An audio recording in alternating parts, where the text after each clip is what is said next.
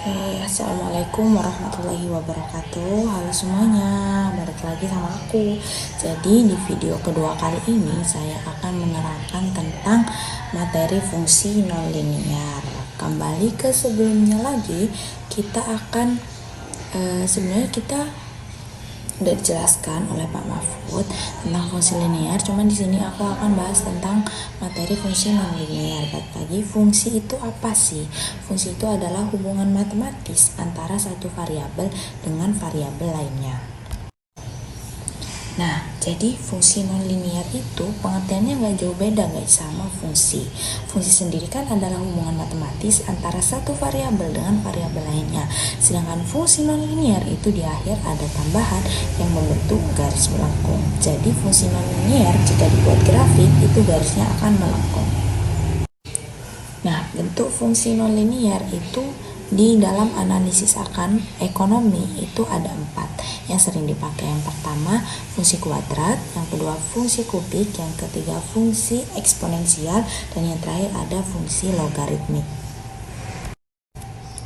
Nah, jadi kita akan bahas bentuk fungsi kuadrat. Yang pertama itu ada lingkaran, yang kedua elips, yang ketiga hiperbola, dan yang terakhir ada parabola. Cuman di sini aku bakal bahas materi yang parabola.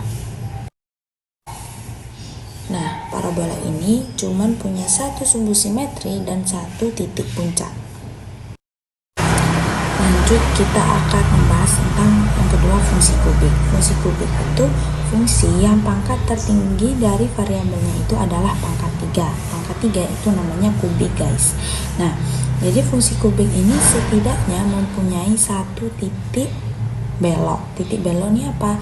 Titik peralihan dari bentuk cekung menjadi cembung, atau kebalikannya dari cembung menjadi cekung. Itu namanya titik peralihan atau titik belok. Lanjut ke penerapan tentang fungsi nonlinear dalam ekonomi. Yang pertama itu ada permintaan, penawaran, dan keseimbangan. Yang kedua fungsi biaya, yang ketiga fungsi penerimaan, dan yang terakhir keuntungan, kerugian, dan peluang pokok. Jadi yang akan kita bahas itu tentang penerapannya itu ya 4 tadi itu. Jadi permintaan, penawaran, dan keseimbangan pasar itu bisa berbentuk fungsi linear ataupun fungsi nonlinear. Karena yang kita bahas sekarang adalah fungsi nonlinear, maka permintaan, penawarannya, dan keseimbangan pasarnya bersifat nonlinear. Nah, fungsi permintaan dan penawaran yang kuadratik itu tuh dapat berupa lingkaran, elips, hiperbola, ataupun parabola seperti yang udah aku jelaskan di sebelumnya. Nah, sedangkan keseimbangan pasar itu ditunjukkan oleh persamaan QD sama dengan QS yang pada perpotongan kurva permintaan dan penawaran. Jadi keseimbangan pasar itu ditunjukkan oleh persamaan QD sama dengan QS. Gitu. Nah, ada hal yang mempengaruhi keseimbangan pasar, salah satunya adalah pengaruh pajak dan subsidi. Pengaruh pajak dan subsidi ini sangat berpengaruh pada keseimbangan pasar dan juga kurva mengenai keseimbangan pasar. Nah, kenapa berpengaruhnya? Karena pajak itu menyebabkan harga keseimbangan itu menjadi lebih tinggi, sedangkan jumlah keseimbangannya menjadi lebih sedikit. Nah, subsidi sendiri menyebabkan apa? Kebalikan dari pajak tersebut. Jadi dia menyebabkan harga keseimbangan semakin sedikit, sedangkan jumlah keseimbangannya semakin tinggi. Maka dari itu, pajak dan subsidi ini sangat berpengaruh pada keseimbangan pasar.